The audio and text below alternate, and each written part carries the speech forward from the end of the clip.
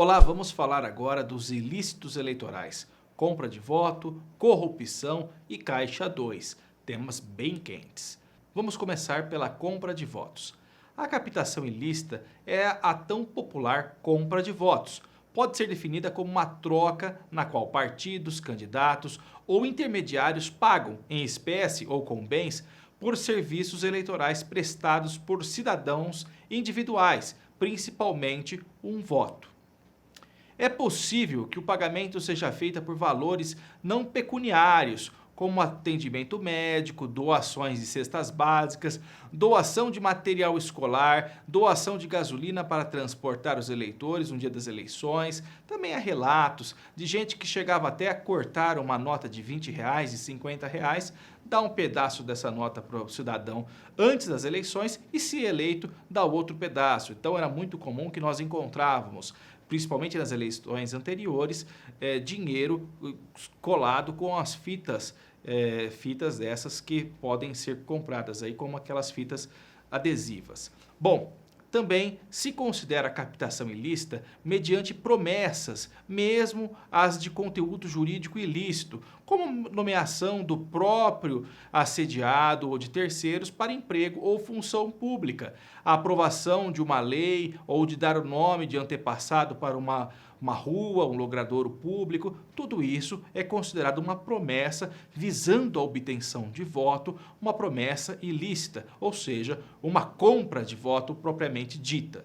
Deve-se ter em mente também que o bem jurídico tutelado é a vontade livre do eleitor, não o efetivo resultado das urnas. Diferentemente do abuso de poder, não importa a potencialidade de alterar efetivamente o resultado das eleições, mas tão somente a violação da liberdade de voto.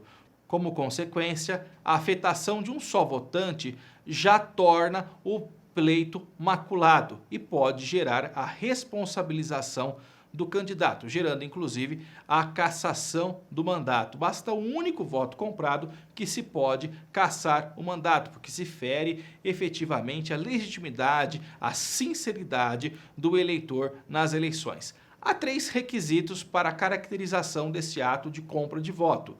O primeiro, a realização de conduta do doador, de oferecer, de doar, prometer ou entregar bem ou vantagem pessoal a eleitor, ou contra ele praticar violência ou grave ameaça. O segundo requisito, o fim especial de agir, identificado na obtenção do voto do eleitor, cooptando sua vontade, o que podemos chamar de intenção de comprar o eleitor. E o terceiro requisito, que o fato ocorra durante o período eleitoral, ou seja, entre o dia do registro de candidatura e o dia efetivo da eleição. Se faltar um desses requisitos, pode haver a responsabilização apenas pelo crime de corrupção ou ainda seja objeto de investigação enquanto ao abuso do poder econômico. A jurisprudência do TSE soma ainda importante critério. A promessa de vantagem pessoal em troca de voto deve corresponder a benefício a ser obtido concreta e individualmente por eleitor determinado ou determinável. Ou seja, a compra de voto deve ser dirigida a uma pessoa em específico, não de forma genérica. Promessas dirigidas à coletividade, ou seja, a várias pessoas juntas, não são puníveis. Promessas genéricas, sem objetivo de satisfazer interesses individuais e privados, fazem parte da campanha e não são capazes de atrair a incidência do artigo 41A da Lei 9.504 de 1997. Do contrário, o campo de atuação político estaria demasiadamente limitado, tornando questionável qualquer legítima promessa de governo. Por esse motivo, é comum que a conduta vedada no artigo 41A seja acompanhada com a persecução penal no ilícito do artigo 299 do Código Eleitoral, ou seja, a corrupção eleitoral, que, igualmente, exige a intenção, ou seja, a conduta dolosa, o dolo específico caracterizado pela intenção de obter a promessa de voto do eleitor, não bastando que haja o pedido genérico ou mesmo o pedido implícito. O objeto da conduta, Além do pedido explícito, pode também ser dar pela insinuação, o pedido indireto ou contido veladamente na ameaça.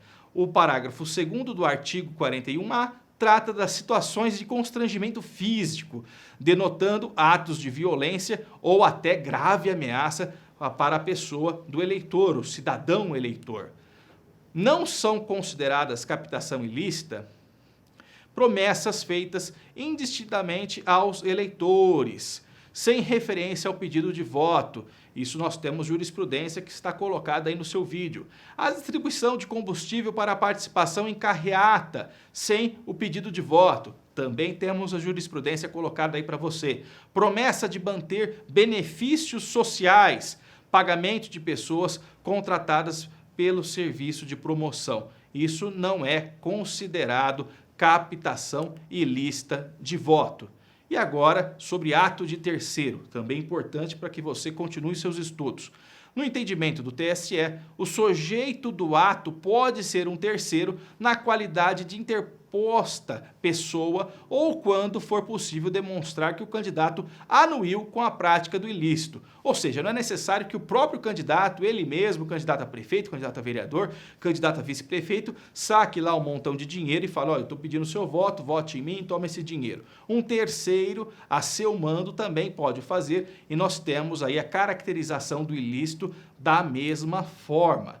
Agora vamos tratar da corrupção eleitoral. O artigo 299 do Código Eleitoral, que eu já mencionei no começo, dar, oferecer, prometer, solicitar ou receber para si ou para outrem dinheiro, dádiva ou qualquer outra vantagem para obter ou dar voto e para conseguir ou prometer abstenção, ainda que a oferta não seja aceita.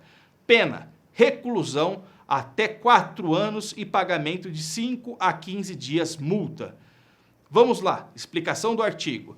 Trata-se de um crime de corrupção eleitoral. Qualquer pessoa pode ser o corruptor. Quem promete algo não precisa ser necessariamente o candidato. Qualquer eleitor da circunscrição pode ser o corrompido. O artigo é parecido com o da captação ilícita, que eu já falei aqui, captação ilícita de sufrágio, prevista no artigo 41A da Lei das Eleições, e pode ser denunciado junto com a representação eleitoral do 41A da Lei Eleitoral. Continuando. A coação eleitoral, artigo 300 do Código Eleitoral.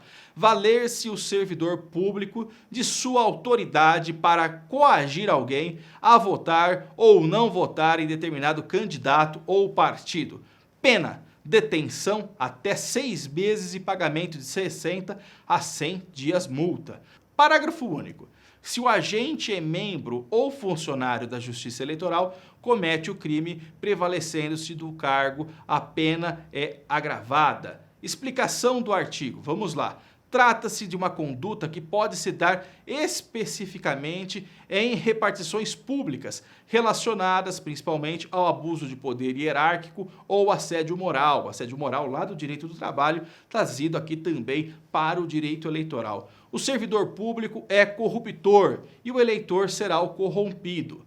A consumação do crime, independente que o eleitor realmente vote ou não no candidato, basta que a coação exista para ser provada. Então, mesmo que o eleitor não dá nem para se provar, se ele lá na urna, dentro do ambiente controlado da Justiça Eleitoral, em que só o eleitor está diferente da urna, não dá para se provar que ele votou efetivamente. Mas só essa conduta de coagir, de realizar os atos previstos no artigo 300, já caracterizam a corrupção eleitoral, mesmo que você não tenha como provar se o sujeito votou ou não. Vamos lá, um outro assunto também muito importante, que é a boca de urna. Artigo 39. Esse é conhecido por quase todo mundo, né? Todo mundo que sai na votação, sai para votar, vai até o local de votação, geralmente uma escola, e lá encontra pessoas, muitas vezes te abordando na rua, tentando conseguir na última hora a sua votação. Então, que é o seu voto no último momento. Então, vamos lá, artigo 39. constituem crimes no dia da eleição, puníveis com detenção de 6 meses a 1 ano, com a alternativa de prestação de serviços à comunidade pelo mesmo período, e multa, valor de 5 mil a 15 mil UFIR, a agremiação do eleitor ou a propaganda de boca de urna. Explicação do artigo, vamos lá então. A arregimentação é o aliciamento, a coação, ainda que por via não violenta, que possa influir na vontade livre do cidadão em vias de votar. A presença simples do candidato no dia da votação, cumprimentando seus eleitores, não é considerado boca de urna, mas essa abordagem mais severa, em que o eleitor já está consciente quem ele vai votar, mas no dia da eleição, eu sempre digo, não se faz campanha. Dia da eleição você já escolheu quem é o seu candidato, a população já sabe em quem votar, então não é lícito, previsto no artigo 39 da Lei Eleitoral, a realização dessa coação. Então, importante que você também tenha isso colocado. Agora vamos trazer o último tema dessa breve aula, porque nós vamos falar sobre o Caixa 2, famoso Caixa 2, e eu vou falar especialmente do emprego ilícito do Fundo Especial de Financiamento de Campanha, o chamado Fundão ou FEFEC, e o desvio de finalidade. Bom, sujeitará os responsáveis e beneficiários às sanções do artigo 30A da Lei 9.504, sem prejuízo das demais combinações legais cabíveis.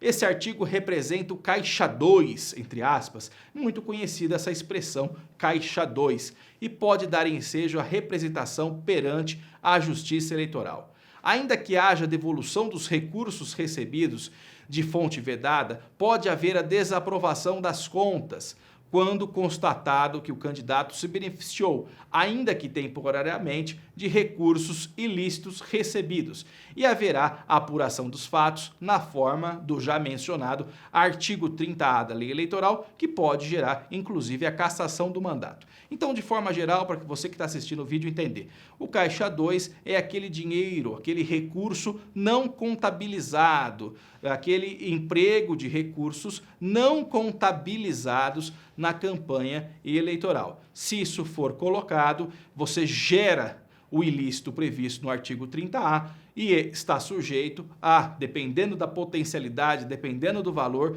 inclusive a cassação do mandato, além da reprovação de contas.